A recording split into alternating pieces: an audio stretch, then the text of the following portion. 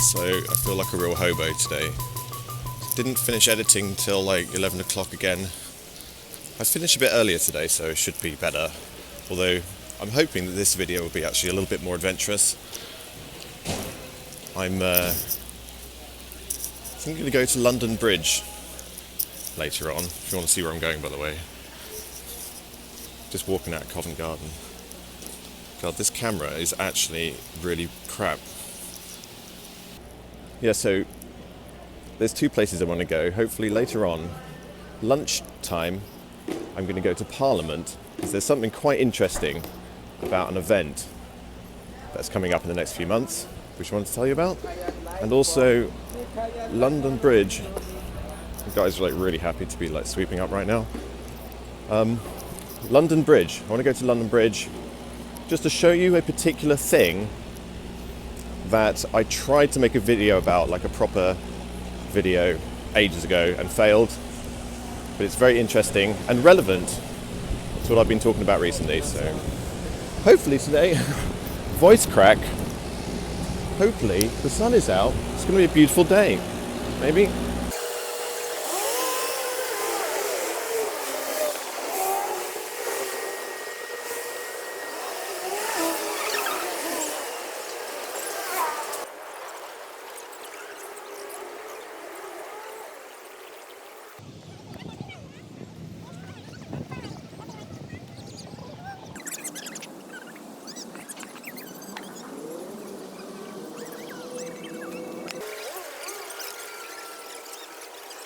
So, bit weird, like, well, not weird obviously just to see like a police car every third car or whatever, and police vans and lots of police everywhere. Also a security bod over on the corner over there, like he's not normally there, there's just like a permanent member of security in a yellow jacket, next to where they arrested the guy with the knives in the bag, just like staring everybody out, which I guess is his job. That's his job, stare everybody out. But yeah, over there, they're doing all sorts of like digging and stuff. They're putting down cables, wiring, a sort of wiring project for the redevelopment of the Houses of Parliament. Remember when I made a video about how they're all going to be moving out and it's going to be like a new Parliament from scratch, a fresh Parliament? Well, I read yesterday something that really intrigued me quite a lot, which is that the state opening of Parliament, which I believe is supposed to be in May, is actually going to be taking place in June. So that's sort of unorthodox. But the most unorthodox thing about it is that there's not going to be a robe or a crown that the Queen's going to be wearing. She's going to be wearing normal clothes. They're not going to do the ceremonial carriage procession or whatever. She's going to come down in a car. So it doesn't really seem like the state opening of Parliament to me. That seems a little bit odd. Apparently it has been done in the past, in the 1970s and 1950s or something. It was done without a ceremony, but the state opening of Parliament is going to be happening with the Queen not wearing the crown. And don't get me wrong, I know it's just like a weird symbolic device. It's like a sun-worshipping thing, essentially wearing the corona on your head. But that is actually the very bedrock of what we could even call a constitutional agreement in this country. It's to do with a social contract. They have a contract to rob us only because of the weird parading and imaginary mystical things that they do with their crowns and everything. But this year, it's almost like the Parliament with the new government, whoever that might be. The Queen is sort of opening up the Parliament but without the ceremony, just like wearing a normal hat or whatever. Seems very weird. Smacks very much of a new kind of Parliament, if you ask me. New type of technocratic control. Maybe it's important for them that the Queen doesn't wear the crown, because they know and they want to show everybody that the Queen is a withered old lady, a witch-like character with magical properties, who actually can't open the Parliament anyway. Got nothing to do with her whatsoever. Little ceremony going on here, by the way. I'm not sure what it is. Let's go and have a look.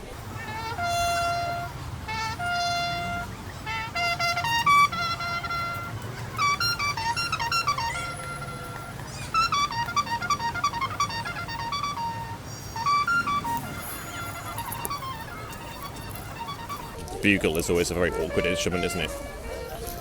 So that was the middle bit of the video, lunchtime, although it's actually only 11:25, as you might see on the timepiece up there. What I really want to do today is go to London Bridge, but it's likely to be a lot later on, possibly even as the sun goes down, I don't know.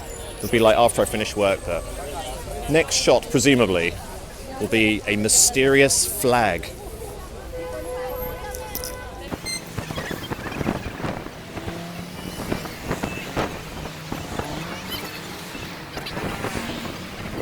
Ever seen that flag before? That funny symbol? I'm going to do something that you're not supposed to do here, which is climb over the railing. Oh god! Illegal! There's so many people around that corner there, it's impossible to get through. How many people go across Tower Bridge every day, visit Tower Bridge every day? They're sort of possibly captured by its exotic medieval beauty, even though it's an industrial bridge. It's kind of world famous, they're absorbed by it. They walk along, they're like, oh look, it's so amazingly great looking and everything. They failed to actually notice the flag, which is actually written all over the bridge as well. The big medieval London Bridge, where they started to essentially have a toll gate, which was to raise funding to administer and look after the bridge. And what they eventually established essentially was the first English tax farms, which was Southwark. So in the Bridge House Estates symbol, this is the cross of Southwark, and then what you could say is a sort of symbol of the fording of a bridge, or you can see it's an engineering symbol. But essentially, if you ask me, that is the symbol of our enslavement. It's essentially the origins of the tax farms in Southwark, run by the City of London, but technically not owned by the City of London.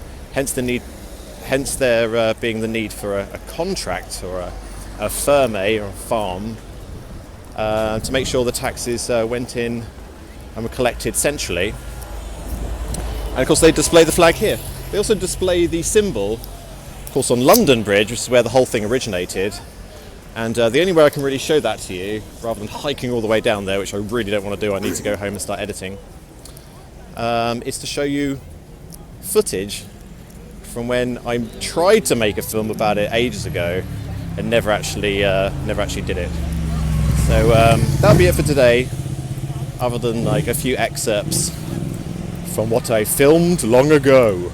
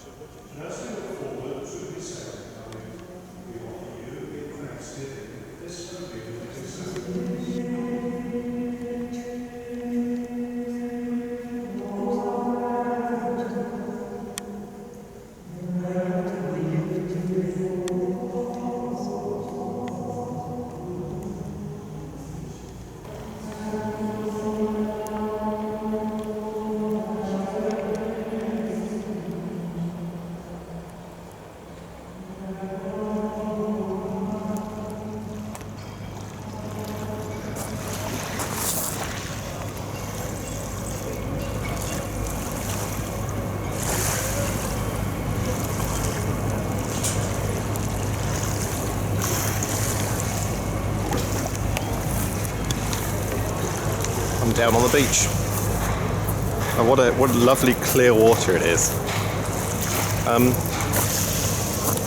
Quite easy around here to, I guess, just admire the view and not think too deeply about the symbolic nature of things, unless you look really, really carefully. And if you look really carefully, you'll see it has a strange, quite exotic looking symbol on it, which enables you to go down the rabbit hole. That's if you know what to look at. And there's people from, like, I think it's OK Magazine having a party up there, and they seem to be like, what's that guy doing down on there? Oh, must be one of those fake news people. That symbol on London Bridge is one of the oldest continually used logos on the entire planet. And now there's a crane making a funny noise. And essentially what it is, it's a symbol of an ancient fraternity who collected tolls and taxes on the bridge to so-called maintain it. It was called the Fraternal Brethren of the Bridge. And of course, it wasn't a load of monks like hanging around on that bridge. It was the medieval bridge that was there for like 600 years.